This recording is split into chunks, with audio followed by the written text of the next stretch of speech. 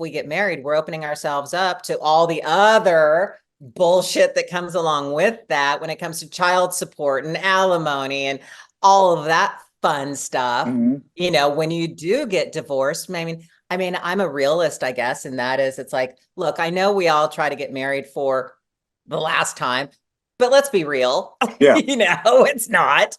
And to me, it's like a contract is for a bad day, is what I always say.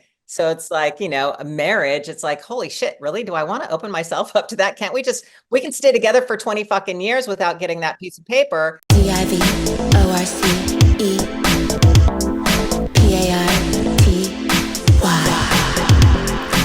Thank you so much for listening to Divorce Party. We really appreciate it. If you like this podcast, we'd love it if you could leave us 5 stars on Spotify podcasts or Apple Podcasts.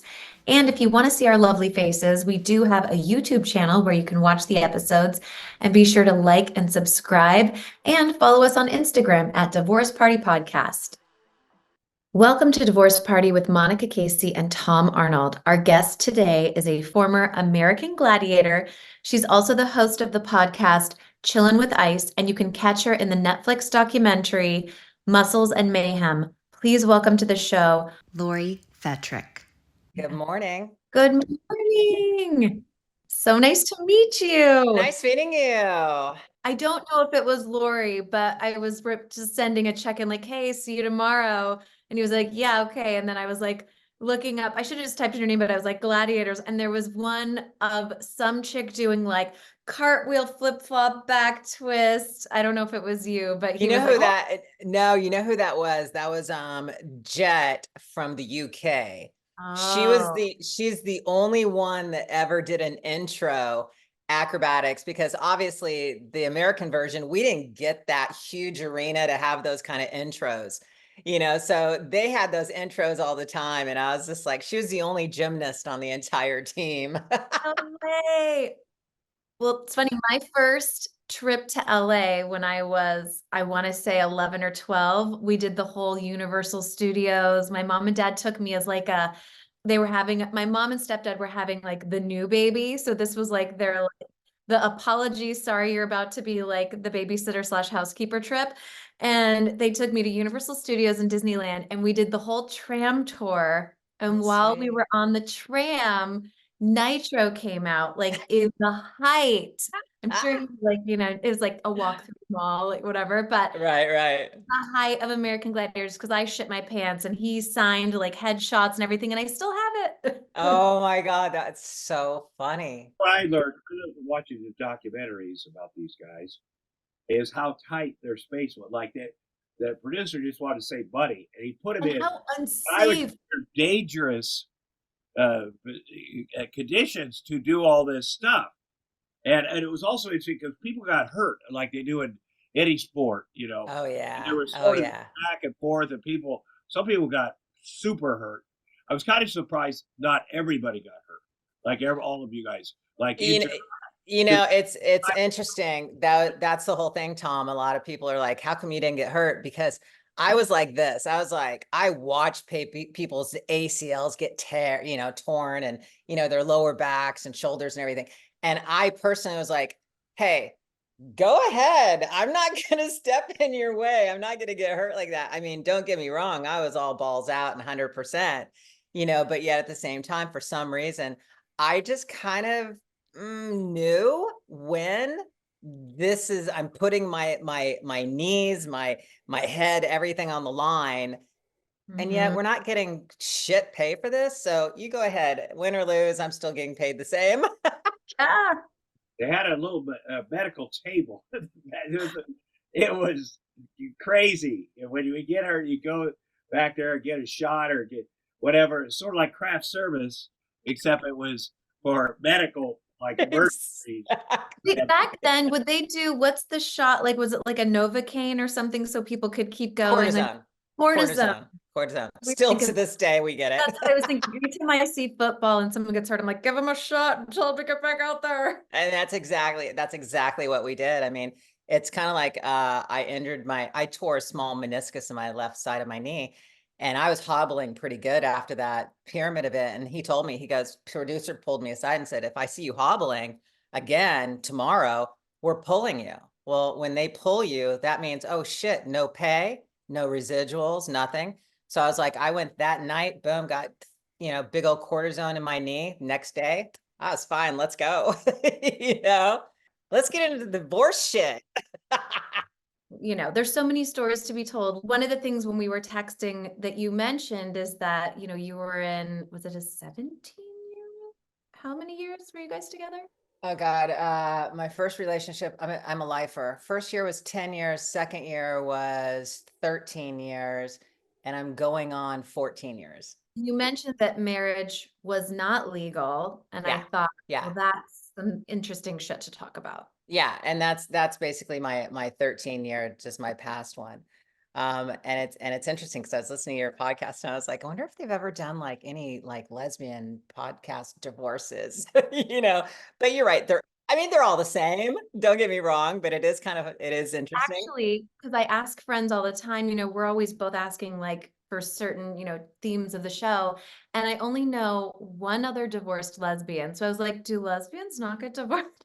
Pretty much they don't. I mean, it's kind of like, and that's the funny thing about it is what happens is you go through this period of time to where first lesbians become like best friends, right? And then after the best friends mark, all of a sudden it's like, oh, it turns into a little romance. Then because we're girls, by the way, and this is very true in the relationships, there's not a lot of sex involved unless the girls' hormones are where they should be. Otherwise, it's, oh, let's just watch TV. And you realize 2-3 months goes by and you're like, holy, we haven't even had sex in 2 to 3 months.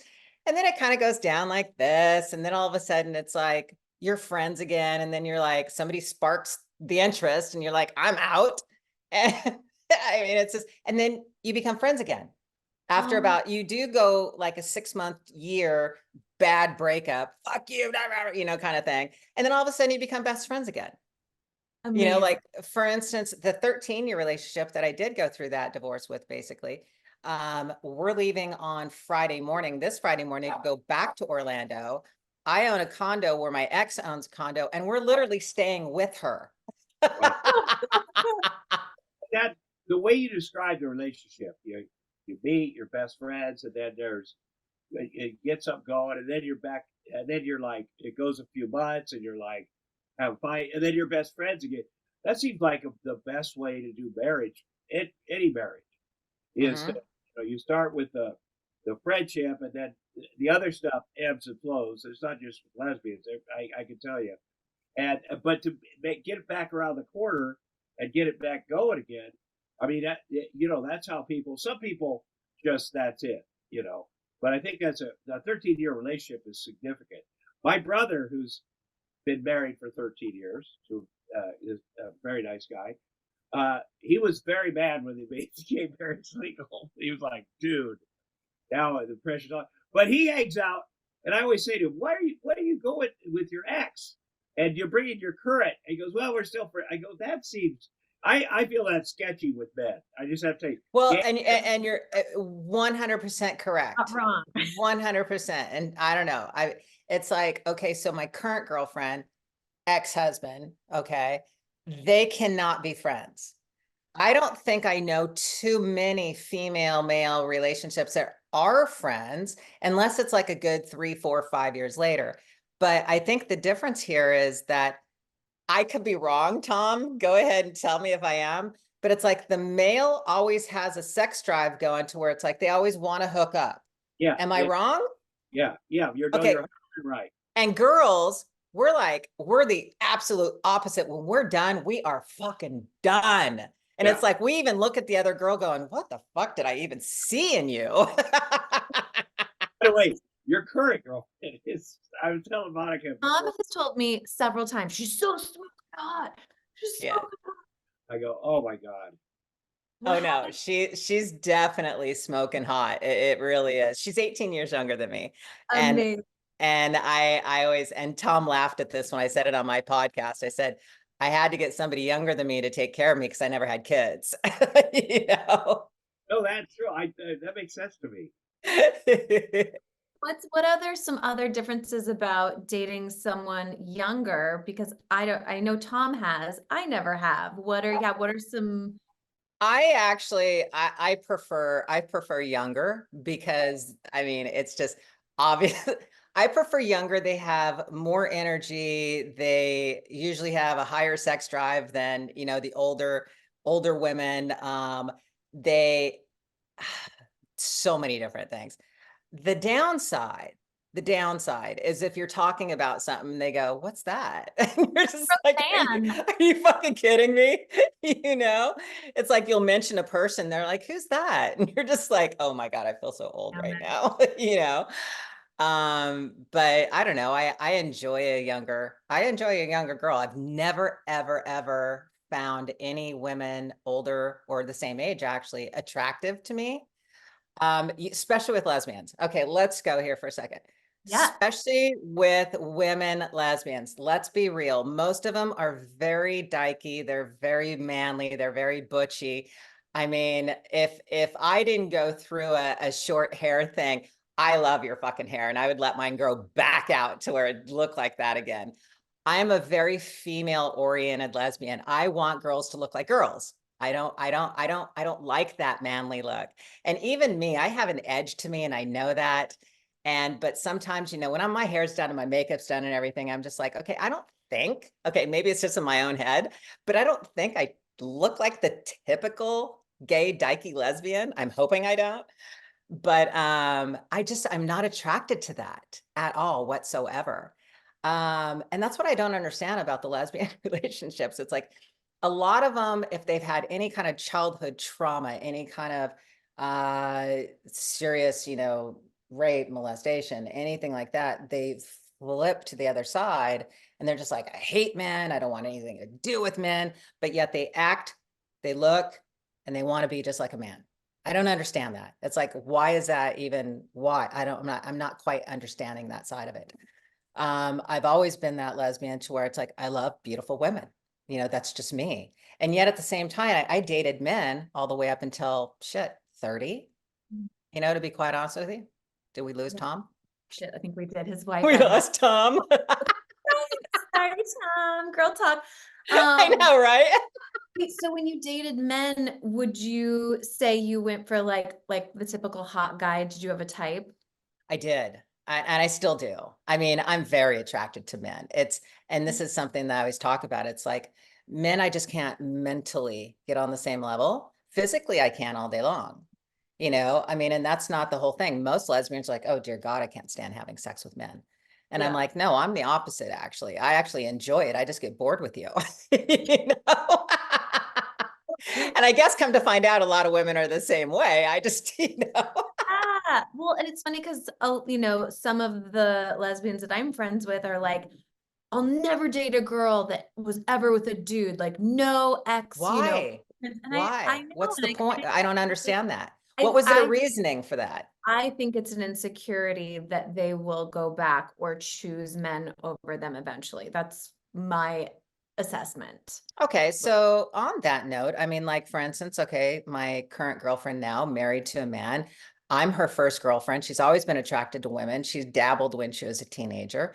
But, you know, you do have to, for a moment, go, do you miss that? You know, and not to be crude or anything, but can I be for a second? Oh my gosh, please. Okay. So it's like, do you miss the dick? You know, is that what you miss? Because I can provide that for you very easily. I mean, we have toys all day long. We have every shape, size, color, whatever you want.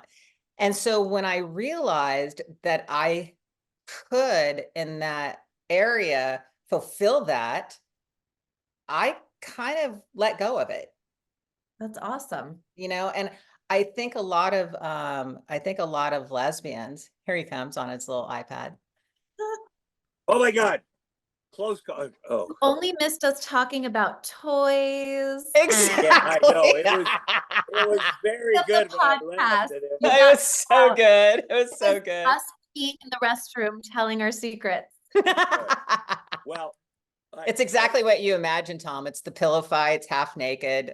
love it. Well, here's the thing, Lori. You're young. I don't know what your chronological age is, but people your chronological age, and I feel this way about me too. People where I grew up in Iowa, it's rough. They look rougher. Like we're young. I get. I actually, believe it or not, I know it blows my mind whenever I even talk about my age. I'm 60. No. Yeah. And I know it's like, it blows my mind that I'm it's just like a number to me. I mean, I can out train, out exercise, out. I mean, I have so much energy that it's just like, people are like, are you kidding me? Monica, let's go back to your question Okay, when yeah. we lost Tom, Go back. because that Okay. was fun. Tom, you missed this one. You said something about your older lesbian friends would Yeah. not date anybody who was with a A man. man, yes, they have this sort of like, I don't date girls that were with men, or, have an ex-boyfriend. And you made a really great point that, I mean, yeah, my point is that most of them are so insecure about that because they're so afraid that they can't compete, they can't keep up. It's like, well, and that's why I said to Monica, I go, can I talk crudely here? And that is, it's like they're so afraid they're going to miss the dick that they don't want to be with anybody that possibly could remotely even go there again. And that's why I was laughing with Monica, and I said, but the thing of it is that you have to realize that with women nowadays, we have so many access to so many toys that it's like, I mean, to be honest with you, we're kind of ruining each other for the guys, because it's like we have every size, shape, color that you could possibly imagine, and we could go for hours.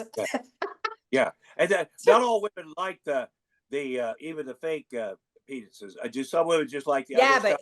but nowadays, Tom, I mean, I don't know when the last time you had a dildo in your hand, but they make these things so real feeling that it's absolutely insane. And now they make them to where it's like there's actually heat generated inside of them. So therefore, you're not getting a cold dildo. You're getting literally something that feels real, that's warm, that is just, I mean, come on. And then it's like, if the girls are going back to guys, it's like, and the guys can last 10 to 15 minutes, but yet the girl on girl kind of thing can last 45 minutes to an hour. know? But with the women, it's like, once we go through this whole relationship thing, and then I mean, you have to go through okay, you're right. There wasn't marriage back then. I mean, there was marriage, but there wasn't like legal marriage. you ever do like a ceremony, like your own commitment ceremony? It is. It's a commitment ceremony to, like, for instance, myself in April, it was like we went to Maui. It was, by ourselves. And the other thing is we didn't want to truly get married because her ex-husband, he would have somehow tried to come after me. She's the one actually paying child support, believe it or not, because when they got divorced, it was gnarly and nasty. And it's just like she wound up paying the child support because Florida is a very pro father state, and so they fought for custody and everything. And it's like, so it's like, yeah, I don't know if I want to do the legal marriage because of the fact that he could come after me, and go, hey, I want more money. It's like, fuck you, no. So this is not going to be legal. So yeah, a lot of the women, even before her, when I was with my ex, it's just more of it's more of a ceremony. And I don't know, it's interesting because even the whole marriage thing with lesbians and everything, I just like, I guess I'm just not the typical gay girl. I mean, when I see a girl dress up in a tux and the girl's in the dress, it just kind of like, no, it doesn't work. It's stupid. It's ridiculous. I mean, let's put it this way. We were on the beach. We had bathing suit tops and board shorts and, that kind of thing on the beach of Maui, Mm-hmm. That's fun because Maui, I've gotten married to Maui a couple times. Let me say this: back in 2008, my buddy Arnold Schwarzenegger was a governor, and there was a brief window because there was some hard right people wanting to pass a constitutional amendment banning gay marriage, and he called me, says I got like a 2-month window. So one, you can legally, because I'm an ordained Unitarian minister, right? all your gay friends, which I did. By the way, they're still together. I think everybody I married. And then he said, I want you to be kind of the organized and help me get, support. And so there was a couple big lesbian groups and a couple big gay groups. And when I said we all have to get together, I'll tell you something. You think lesbians and gays must be best friends. It was the conversation went on. It was the back and forth. And it was a little life affirming because like I guess people, not everybody gets along. You put people in a No. thing, you're like, oh, they're people that are gay always get along. No. Yeah, to No. separate the men from the women, but it ended Yeah. up, but it was a eye opener for me. And then it's kind of like the other thing is like, you know, I saw a lot of memes going around going, you know, some of the straight people are like, shit, if they want to be as miserable as we No are, let them shit. on in. No shit.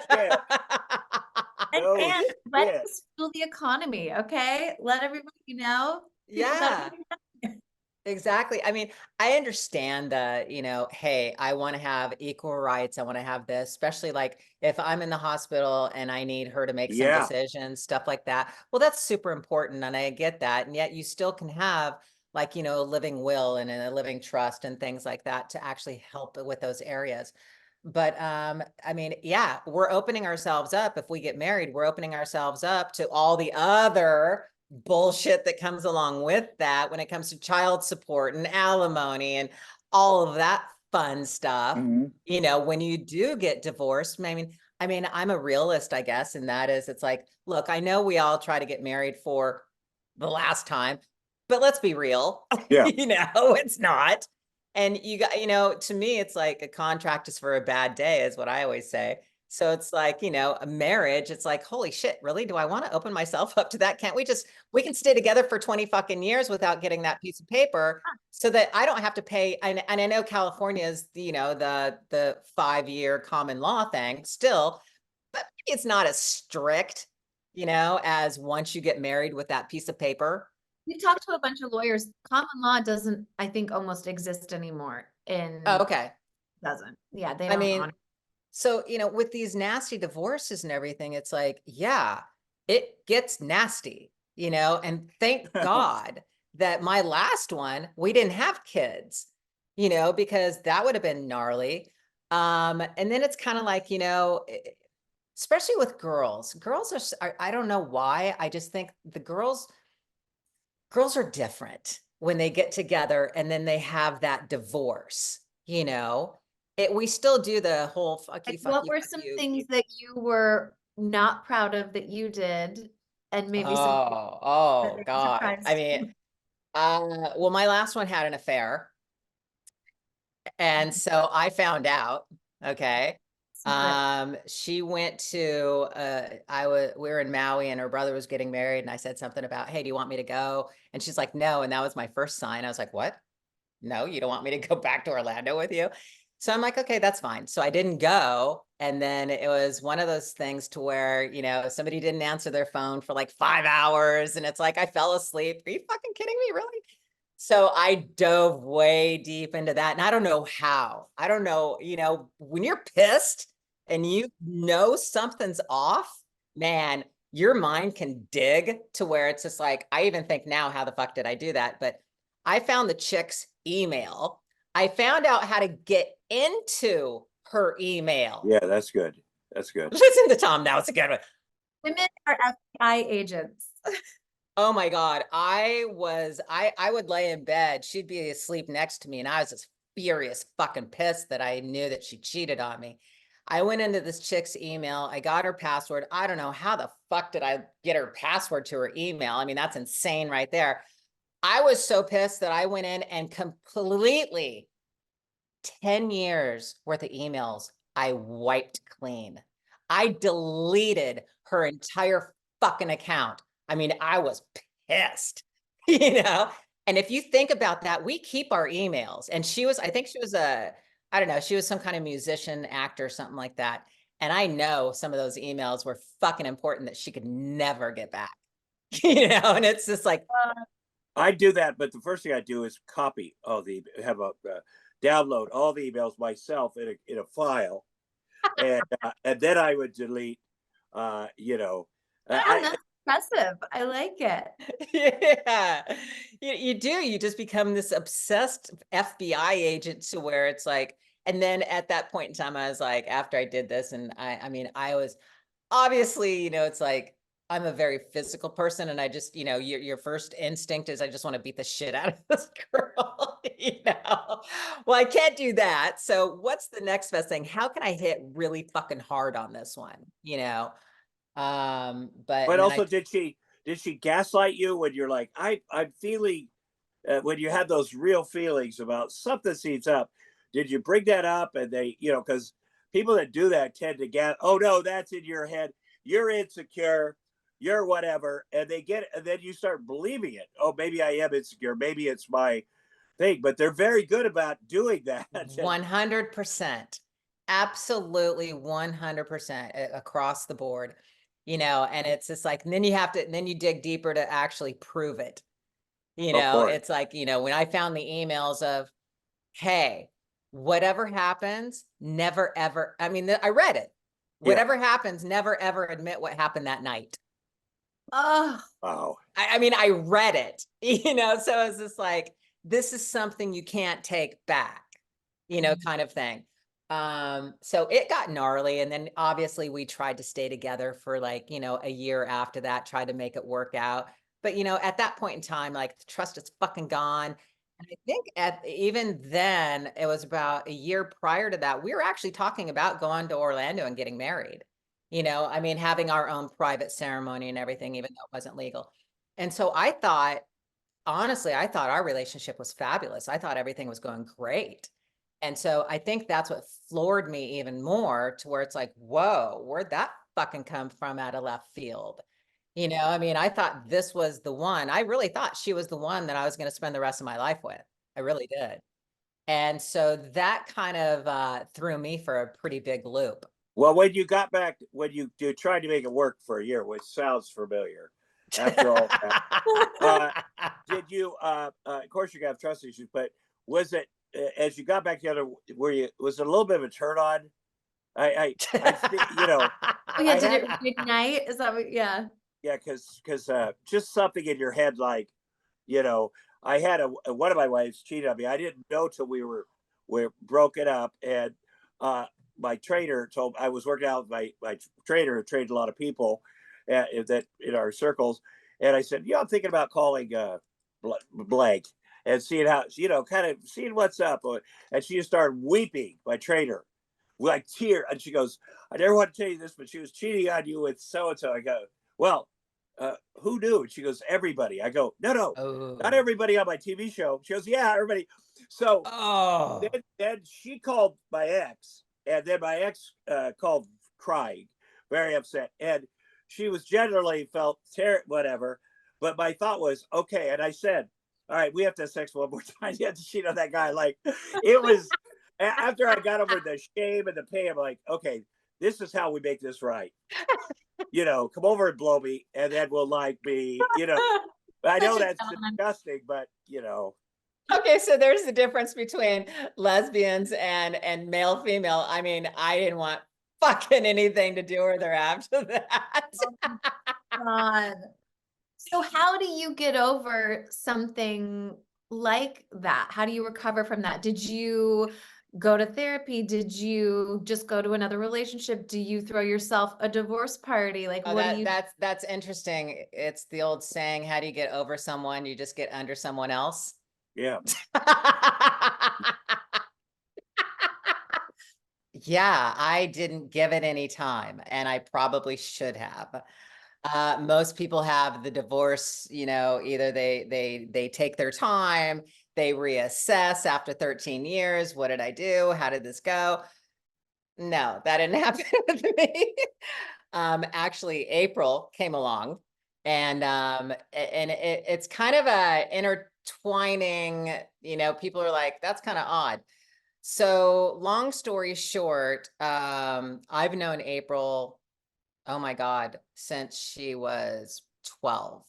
Okay, now don't go there. Okay. I knew her when she was 12.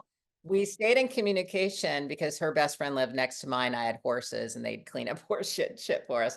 But then I lost contact with her from the time she was 15 all the way up until she was 28. So that's a huge period of growing up and everything. When I saw her at 28, that's when she walked in the door, and I was like, holy shit, she's grown up and she's fucking beautiful. Well, we stayed in contact all those years. So therefore she knew my ex. Okay. We went to Hawaii together. So talk about a nice little circle. My first was Trinity. Well, Trinity knew Sharon. Sharon knew April, and all four of us were like friends. So Trinity left the picture. She was my first. And then after Trinity, Sharon showed up in the picture. Sharon, we were all friends, and we used to travel every once in a while to different places.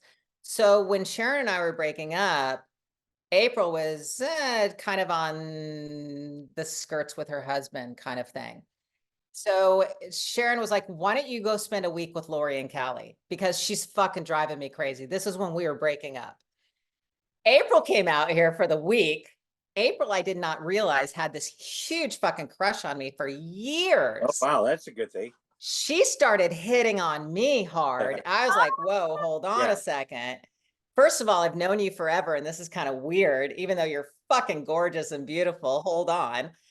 So after the last part of the week, she wore me down a little bit. So one night I was just like, let's just make out and see how it goes. And after that one night of makeout, boom, it was on. I mean, it was to where my girlfriend had come back. April and I kind of were still seeing each other a little bit. I knew Sharon and I were done. So that's the answer to your question. What did you do? I just went right back into somebody else, which is probably the worst thing anybody could possibly do. However, we have been together for 14 years, and it's, you know, it's insanely amazing. But yeah, I did the old, let's get over someone and let's get under someone. I've done that exact thing, except it's only lasted 4 years, where the next person I meet that's the opposite of the last person, like right into it, right into very. Let me ask this. So she comes out, April comes out, and I don't know if you knew that she'd been married to a man. She was still married. Hotter. Was it like this? Like hotter? You know, but no, it was like, hey, you know what we need to do is give each other massages. Okay, and then you're naked, and then she's giving you a massage, and then she goes and works the inside and top of your legs. I mean, that's how I would picture it. Like, God. okay, You're watching way too much porn, Tom. Tom needs to write a script. You just need to write a porn scene. Actually, he did. He just actually reenacted the entire porn scene that he saw last night. I have seen that. No, it was more like this. Let me wet your whistle just a little bit. Okay, so for the first 5 days she was here, there was flirtation. And she would go to me, when are we going to make out? When are we going to make out? And I was laughing. Wow, that's good. I was laughing going, no, I don't, we can't do that. I've known you too long. It's weird. I would actually, believe it or not, the last couple nights I would lock my bedroom door because I didn't fucking trust her. Okay. And then all of a sudden, it was probably like about 3 nights before she was going back home. We all went out, had sushi, we were drinking and everything else. We came back here. We're sitting on my back porch. The music's going. And she was talking her little shit. And in my head, I'm like going, let's just see how far she'll go. Yeah. You know what I mean? It's like, let's call her bluff. Let's call her bluff a little bit. So she came into the bathroom. I remember this. I walked back through the back door. I turned some music on inside. And being the girl I am, I lit some fucking candles and went, all right, let's do this. So she walked back outside. I wasn't there. She walked back through my bedroom. She goes, where are you? And I said, come here for a second. I go, let's do this. And all of a sudden she kind of froze, believe it or not, for a moment, because I called her bluff.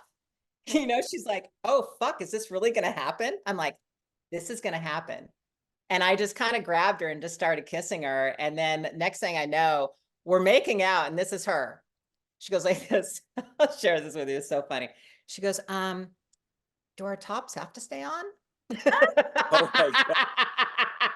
There you go, Tom. I just gave you a little bit there. No, they do not, actually. Yeah, they do not have to stay on tonight. And so it just kind of started evolving. And I mean, it was awesome. I mean, you know, the first like what, 3, 4 months, 5 months when you're seeing somebody, like, sex is hot and heavy wherever, whenever, in the back seat of the car, you know.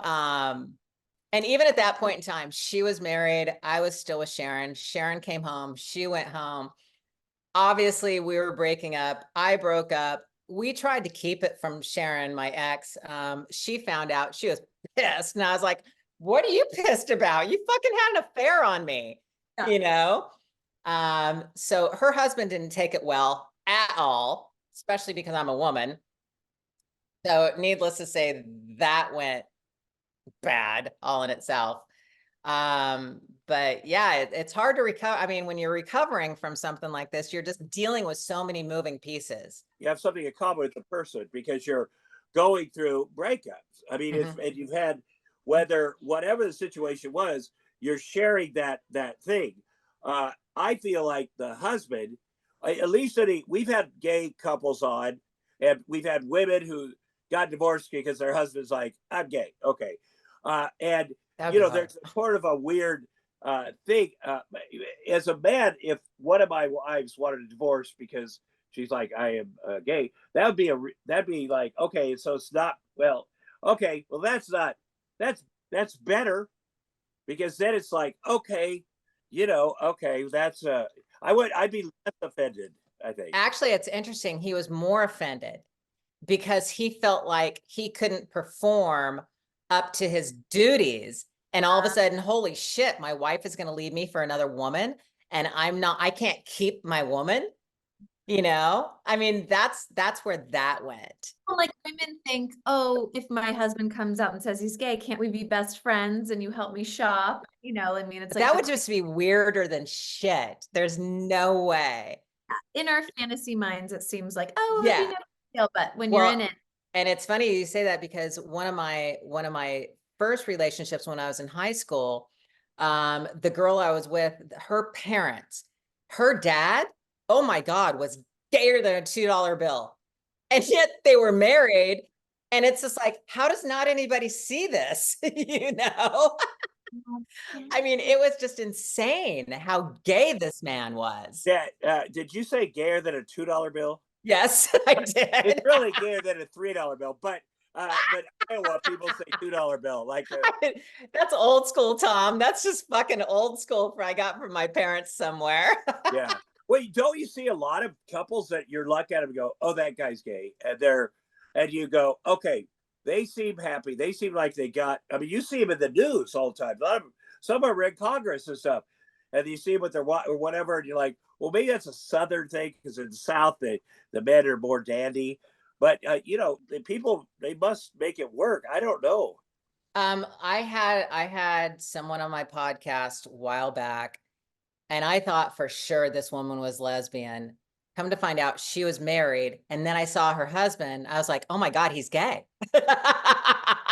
It's just like, what the fuck?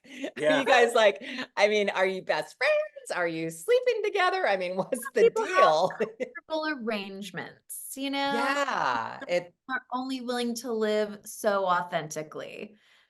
I don't know. I noticed in Iowa, people I grew up with, people, there's a lot of married couples, long time. And what they do is they morph into each other. Yes. Like the guy will be a little fancier, and the wife will be a little more butch, and they kind of meet and they start dressing the same. Oh my God, I thought that was only in gay and lesbian relationships. No. I was in Thousand Oaks, not Thousand Oaks. Where was I? I was somewhere, Thousand Oaks, Simi Valley or something like that. These two gay guys walk across the street. I about died. I wanted to grab my video so fast. They were literally wearing the identical fucking clothing. And I was just like, what is fucking wrong with you? And they were like 50-year-old men. Okay? Same fucking shorts, same Hawaiian shirt. And I'm just like, oh my God, But I mean, I don't know. Some of you think that it's always a private rainstorm, as far as like, breakups and, affairs and marital things, but you're absolutely right. They're all the fucking same. We all go through the same shit. Like I said, my last breakup, it literally was really devastating to me, because I thought she was the one for the rest of my life. I get well, she only did that because she wanted to go back to Orlando, Florida, and she figured that was her only way out. Really? It could have been an easier way, for fuck's sake, But I go back and I see her now, and I could say this freely because I know she'll never watch this podcast, but it's like I go back now and I just go, she's the exact fucking same person.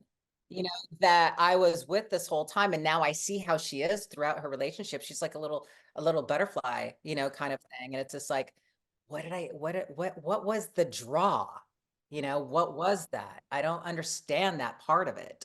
Well, I also think too, when you meet people, you attract that person because of where you are in your life. So, I mean, Yes. all of Yes. that. And I wanted to ask, how were you able to go into your new relationship and not bring that sort of broken trust? Because Oh, that's, I did. I did. I had it still. It never went away. yeah, how were you able to move through that? Um, April was very understanding. You know, she was very understanding and constantly, you know, if I'd brought something up, our communication level has always been fabulous. You know, even when I go, you know, do you miss a guy? You know, do you want to be with a guy? Do we need to bring one in? You Yeah. know? And we Hey, do. We look at whoa, Tom's going, I got one Jesus. for you. You might be Tom's disappointed. available. Tom's Disappointed. available. You'll be Hey, disappointed. April, Tom's available. Yeah. But you know, we joke about those kind of things, and it's a very serious conversation sometimes. You know, do we need to bring a guy in? Is this going to be something that's going to satisfy both of it, you know, both of us at the time? I don't know. But it's like our relationship is so much, it's very strong, you know, communicative wise. So therefore we can talk about these kind of things. But in the very beginning, she held to help me through that. Absolutely, no doubt, because I had my trust issues were fucking gone, you know. It's like, but then again, I had to look at what I did and what I did to contribute to that as well. Like at the very end of the relationship, I said, fuck you. And I started having the affair, you know, before we were ever completely done. You know, so in other words, I pulled myself out of the situation, I think, before I got hurt again. Let's put it that way. I was like, you know, I'm not going to let you do that to me again. So I'm going to I'm going to take back the control and I'm going to cheat on you. Fuck you, you know, kind of thing. Even with her ex, though, I didn't have trust issues with her ex and her because of the fact that I knew they were done, you know, and she wanted out of the relationship and she was in love with me at that time. As the relationship went on 2, 3, 4 years in, that's when it's like, I don't think the trust issues, it wasn't so much that I didn't trust her. It was more of a question of, is this something you need? You know, do you need to be with a guy? You know, do you need to fulfill that feeling? And if you do, just talk to me. I don't think that if she would have come back and said, yeah, I do. I need to be with one yearly, let's say, hypothetically. Okay, that's fine. I don't know. Maybe I might be good with it. Maybe I might not be good with it. I don't know. But the trust issue is the communication. I think that's the biggest thing that I actually had to listen to and over, you know, really kind of Learn. learn Yeah, you learn. 100%. Love how the honesty piece of it too is that you both can feel safe enough to speak your truth of what you Mhm. think you need, whereas a lot of people might be like, no, I'm fine, I don't need it. It's totally Well, yeah, and on that note, we have such a great communication level to where I've never had it like that or how we have it now. And I know a lot of couples don't. She'll be on the internet, we'll be out in public, and she'll be like, holy fuck, did you see that girl? I mean, and we're just like, we both go, oh my God, holy crap, she's gorgeous. Even a guy, holy crap, he's beautiful. And we'll okay. comment and we're okay with it. Yeah. It's cool. You know, to where most couples, if, you know, a girl says that to a guy's gonna be like, what the fuck? You looking at other fucking guys? What's the deal? You know, how dare you? You know, Yeah. aren't I enough for you? You know? I think, and I've seen you guys together in person. You know, the things, the Comic Cons, the whatever. You know, Mhm. you're out, and sometimes you see couples, and you're like trying to figure out how that works. But you guys are they're very cool, very good, comfortable with each other. You know, and she's Super comfortable with comfortable. you being you. Well, and that's, I was just going to say, that's the other thing. She hasn't, this is new territory too, Tom, because she hasn't been with me when I'm in the limelight. This is new to April. April's only known of it, but now that after the documentary hit, I'm starting to do Comic-Cons, I'm starting to travel. It's like, yeah, our communication level has to be really strong because of the fact that now it's like, I mean, she sees my DMs on my Instagram. Just over the weekend, we were laughing our ass off. Some guy sent me a dick pic. It wasn't just a dick pic, it was a dick video. Oh You know? my God. And so, I'm like, oh my God, come here, you got to see this. So That's hilarious. I do. I share things like that with her, and this is our comment. We just started both laughing, going, that's a pretty nice size looking dick, And then do you zoom in and start critiquing like the Oh, carpet? 100%. Because what he did is he goes, I still jack off to you, is what he said. Now, Okay. mind you, he was back here. He had the camera here. I saw his nasty ass, hairy, dark leg, which was gross. He had his hand at the base. He had his hand at the base of his dick. But then here's what was funny. He showed his television set in the background. I wasn't fucking on it. See, this is good material for your show, because this is Yes. men are stupid, but I have to say that you have also, it's helpful that you have been in the public eye a long time, like a long, and if it were just a brand new thing where suddenly, I mean, I'm sure it's brand new to her, but if suddenly, oh my God, this is the relationship is, oh, who are you? You're and I think she has an awareness that you've always been. You're humble about it. I mean, because we know. Since you bring that up, Tom, how do you think you're handling fame now versus when it first hit for the Gladiators? I'm more in the moment right now. I'm more in the moment. I'm enjoying it more. I'm literally every little thing I get. If it's just signing one autograph, I'm grateful. To where back then it was new, it was a shiny new toy.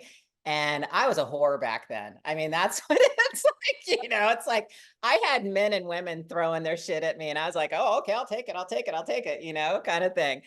And so it's like I enjoyed it back then, but now that I haven't had it for so many years, now it's like, oh my God, I'm savoring every fucking little moment and I'm just loving it. Yeah. And you're funny. You're a funny chick. Not everybody is funny. And you gotta, you got a great laugh, but you also get it. You look around and you get it. You appreciate it. Like, yes, there's no doubt. I mean, this shit can be taken away tomorrow. Too seriously. Yeah. It's like, and that's why when we were talking about the mockumentary, it's like, man, I can laugh at myself all fucking day long, the shit that I've done and went through. And if you can't laugh at yourself, I mean, come on, who are you? You just can't take life that fucking seriously. And what's great about the mockumentary, because we're going to do this, is you see the older versions of people, like Nitro is super great shape. It's super great shape. But, in the day, the hair, as a man, I look at the day and the hair, and then you look at it now, and it's, Dude, oh my God, he's fucking aged. He looks like he's 80 fucking 5 years old. Let's be real. I love it though. But that's what makes it funny and extra. I'm sure there's some people that try to hold on to that youth no matter what. And it looks exactly.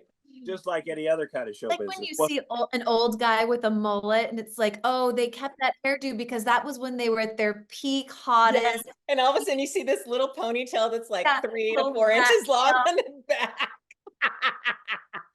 Oh yeah. No, don't get me wrong. It's funny because when we were at that Comic-Con in New Mexico, he had one of his friends there from college.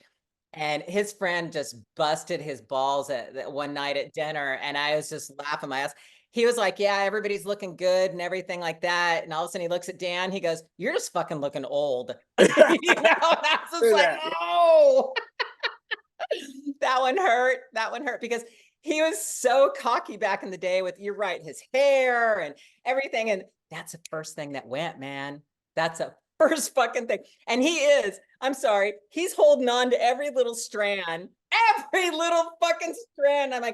like, Dan, cut the fucking back of this shit off. It looks terrible. It's all scraggly and kind of curly and shit. I'm like, fucking cut that shit off. You see the scalp, like, exactly. I've been there. No, I get it. I used to have beautiful hair. I show my kids pictures of me in high school. I had fucking beautiful hair, but like, that's how God works. So then you get older and it's like, but the fact that you guys wear the outfits too, still, which you have to be in good fucking shape to put on those things. Yeah. But then there's always something, especially with the men, where you can go, okay, It's huge Oh because my the hair was God. so ridiculous back in the day. The men's hair on that show, like it was that hairband hair. Oh my And God, yeah. so, The well, 80s, the 80s, man, that was just like insane. it was fun. But no, we had a really good time, you know. But I know we've been through marriages, breakups, divorces, and you know, and I'm hoping this is the last one. I can't count on it, but hey, you know, it's like somebody said the other day, they were like, well, you can't just go by the looks, you know, and this especially with girls. I don't know about guys, but girls. And I explained to somebody the other day, I said, here's the funny thing though. If I went for somebody that, you know, shit ton of money, big time, huge career, smart as shit, they're not going to be all this attractive. I'm sorry. Usually it's not that way, especially with lesbians. And it's like, you know, what I laugh about this. We'll fight and we'll bicker. And you know, you sometimes when you fight and you bicker, you look at the other person and you just go, you're fucking ugly. You get pissed off, right? And it's like, I can't do that with her. And so I look at her and I'm like, you're just so fucking gorgeous. It makes me mad. You know? I'm sure that we could get over this fight right now. Let's get over it real quick. but yeah, I've seen you up close too. You said you're 60. That's shocking. I've been this far away from your face. That inspires me. It inspires me because, you know, especially with the kids, my kids are 10 and 8. I'm like, you seem older than everybody. I'll go, no, people are still killing it when they're 64 or 60. Yes. I mean, it doesn't make sense that you know, and it's a great thing, you know. Hey, the 60s are the new 50s, 50s, I mean, we just keep going back, right? So Monika, by the time you're 60, you'll still look like you're 35. Right. We're Benjamin Buttoning. She does look like she's 30. Like She does. I forget. Someone says, how old do you think she is? I go, I don't know. She must be 35 because she's got a kid. I guess that would be. And I still have repeated that over and over, even though it doesn't seem like Monika looks very, very good. And there's no, there's no doubt. You look amazing. Yeah. I mean, and then if you continue doing what you're doing, and I think nowadays it's like that, there's so many things out there that we do on a small little level to keep us the anti-aging. It's like, you know, from the peels and the what is it right now? The Morpheus 8 that's out, the fillers, the Botox, the collagen. It's like, if you don't dabble a little bit in this, then yeah, you're going to look like you're 85 when you're 60. I've been doing little things my whole life. And I started around, like I said, I think 42, 45. And I started then, and it's like just little things. The maintenance, it's just maintenance, you know, working out, eating good, drinking a lot of water, trying to stay happy. Happy's good. Yeah. I have one more question, and I want to promote your podcast and anything else. Do you have any advice that you could give your younger self or other, you know, lesbians out there who are in relationships and maybe going through a really bad breakup? Oh my God. Okay, you had so many things in there. There. You Okay, know? Can we start there? let's start with that. Just not to take myself so seriously, even when I was younger, because I did, you know, everything was super serious when I was younger. And as it is, you know, if you talk to anybody in their 20s, it's like, this is it. This is my life. This is serious, you know, oh my God. Things are going to work out the way they're going to work out as long as you apply yourself in the right direction, you know, and you don't self-sabotage yourself. You know, it's like, it is always going to be, you know, there is a rainbow. You just got to find it, you know, kind of thing. Serious lesbians going through a serious breakup. I mean, we're all so damn dramatic, to be quite honest with you, especially females. I think that's the difference, to where it's like, there are so many women that I know, Tom, that are lesbians that go, fuck this, I'm just going to go straight again. It'll be so much easier. I mean, I hear that all the time. Because as females, we're so emotional and we're so dramatic that you put two together, it's like a fucking clusterfuck sometimes. It really is. And so that's why a lot of lesbian, I mean, you'll hear that, unless they're your friends, Monika, when they're like, I'm not dating anybody that they haven't touched a man. You know, it's like they hear this all the time, and it's just like, God, it's going to be so much easier on the other side. But it's just, God, stop just being so fucking serious about it. Life is not that dramatic to where you can have a happy life and stay positive and focus on yourself, because for me, it's like, once I take care of me and I'm happy and everything is, good to go, kosher, and it's like, I can help take care of you and I can be happy in this relationship. I just think so many young lesbians out there that they just think this is the end all of end all when it comes to that relationship. They're just going to fucking die if it doesn't work. you know?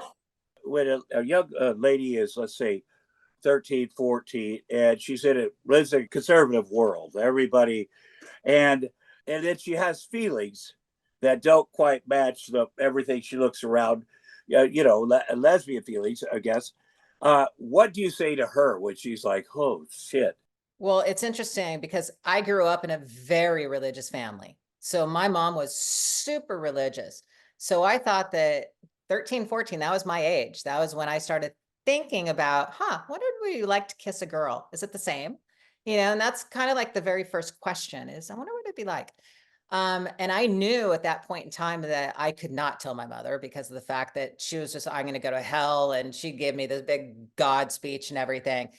And unfortunately, I wasn't the one that was able to tell her. I had a friend from high school call my mom and let my mom know I was gay.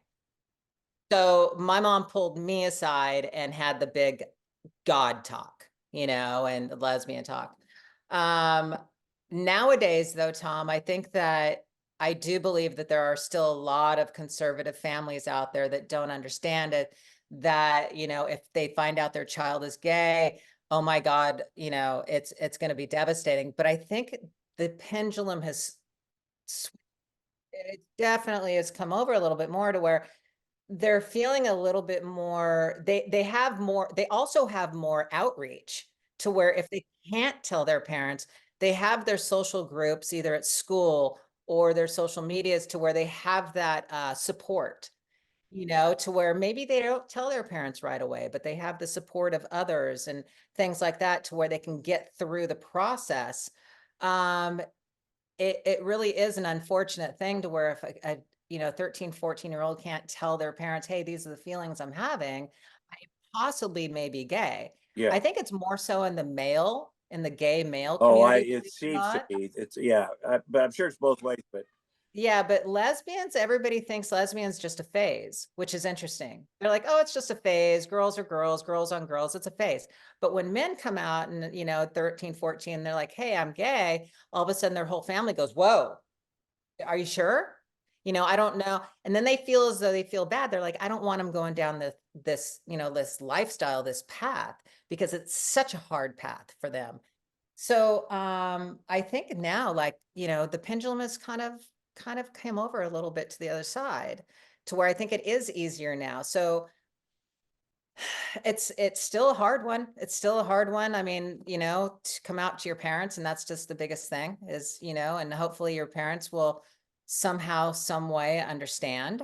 But some aren't. It's just unfortunate. The old school ones, super old school ones, it's just find support somewhere, somehow, some way, and it's okay. You're going to be who you're going to be, as long as you're authentic in who you are, it will work out. And the ones that feel like there's no hope and the ones that are like out there and they're like, fuck this, I'm going to commit suicide and stuff like that. It's more of, you need to outreach. You need to actually find those support groups before you actually think in the opposite if direction. you look, when you go through those feelings as 13, 14, if you look back, you kind of would look around at everybody else.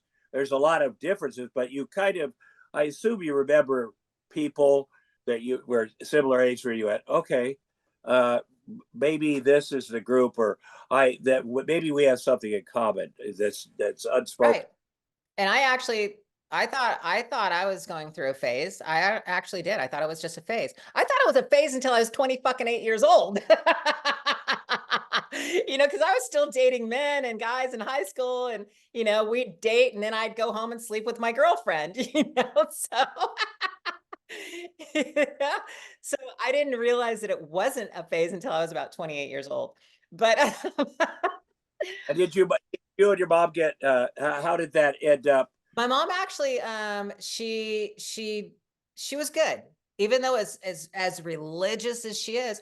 She basically said, "Well, this is not God's plan for you, and as long as you get married, before you die, then you'll be welcomed into the kingdom." And so the joke is kind of like, I need a guy on standby at my deathbed, I'll marry you you. know. I'm Jewish, but that might hurt you. But I think that I will say this for parents, in defense of parents. You want everything to go well for your kid. And it seems in your mind, if get with someone that's opposite sex, the same religion, that kind of has the same career thing, that wants to have the same kid, that's just apparent. Like, get out, okay, everything's gonna be fine. And even with my brother, I didn't know, he never came out as gay until I was filming a movie in Mexico, and he had there's a guy with him. They had shorts on, and his friend put his leg on my brother's. My brother didn't jump, and it stayed there.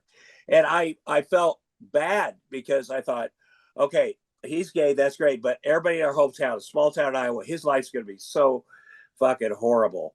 And I felt that it wasn't like I thought, but I was very worried. I thought he's going to tell our parents they're going to be great, and they're going to be, first of all, his boyfriend was black too, which was, but Oh shit! so much, it was such a big deal. Like, he went back to Tubba, sat down with them, and there's two things going on. And I think it was so much they just said, "That's great, that's great," and they never, but he's also very assertive. Like, he never would take shit from anybody. He's one of those kind of, like, he'll, especially in our hometown or whatever.